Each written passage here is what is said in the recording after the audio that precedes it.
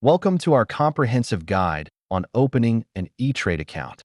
E-Trade is a leading online brokerage that offers various tools and resources for investors. E-Trade offers several account types to meet your investment needs, including individual, joint, retirement, and managed accounts. Before you start, ensure you meet the eligibility requirements. You must be at least 18 years old, a resident of the U.S., and have a valid identification. To initiate the account creation, visit the E-Trade website and begin the registration process by clicking on the Open an Account button. As part of the registration, you'll need to provide personal information such as your social security number and employment details. Next, you'll choose how to fund your account. Options include bank transfers, wire transfers, or depositing a check.